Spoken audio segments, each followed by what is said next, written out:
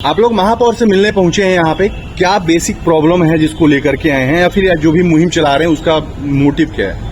नमस्कार भैया, मैं डॉक्टर प्रतिभा सिंह, कांग्रेस सचिव हूँ, प्रदेश सचिव। यहाँ पे बेसिकली जो धार्मिक स्थल और पर्यटक स्थल है, जहाँ पे बहुत लोग जाया करते हैं, लेकिन उन बहुत सारे स्थलों पे डस्टबिन नहीं लगे हुए हैं, जो कि एक बेसिक नीड है, मतलब साफ सफाई की जरूरत है।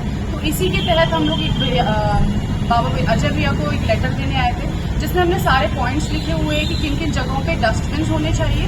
प्लस एक बहुत बड़ी समस्या मुझे देखने में आई है सामने की, जो भी पूजा पाठ का सामान होता है, जैसे कि उसमें फूल पत्ती, इवन शादी में मिले हुए कार्ड्स जिसमें भगवान की फोटो लगी रहती है, उन सभी कार्ड्स को लोग नदियों में या झीलों में बहा देते हैं, और वही पानी सप्लाई वाटर के द्वारा हम लोगों के घरों में आता है। और सबसे बड़ी बात यह है कि बहुत सारे घरों में आरओ वाटर नहीं होता है। तो ये सारे पॉइंट्स मैंने लिखे हैं कि किस तरीके से ये जो पूजा पाठ का सामान है, इसको बंद करना चाहिए, नदियों में बहाना, और हर नदी के किनारे में एक कुंड बनाना चाहिए जिसमें सारा पूजा पाठ का सामान जाए। जहाँ पे डस्टबिन नहीं है वहाँ पे डस्टबिन लगे।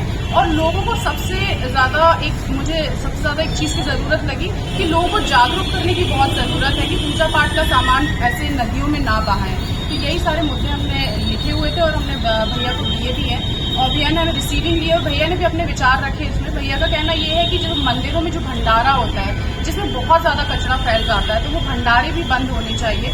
और जागरूकता अभियान का भी उन्होंने समर्थन किया। उन्होंने कहा है कि ये सब चीजें उनके दिमाग में है और वो शुरू भी करेंगे। और हम लोगों से भी कहा है कि आप लोग भी अपने स्तर पे मंदिरों में जाकर पंडितों को इस चीज के लिए जागरूक करें। हम लोग यहाँ निवेदन करने आए थे कि मंदिर में के बाहर कम से कम एक डस्टबिन की व्यवस्था तो करनी चाहिए इनको।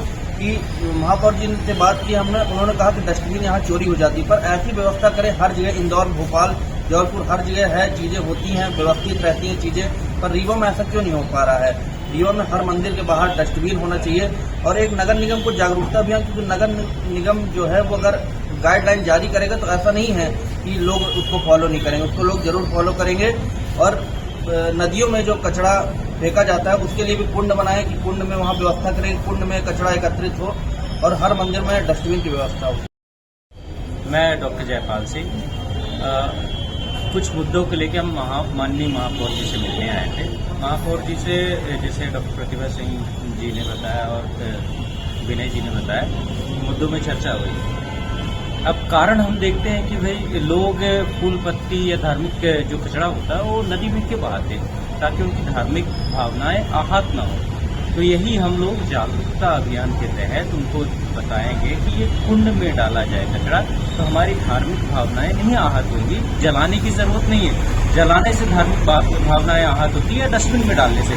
तो हम कुंड में डालेंगे तो वही धार्मिक भावनाएं हमारी आस्था के साथ वो उसका पूरा प्रोसेस होएगा।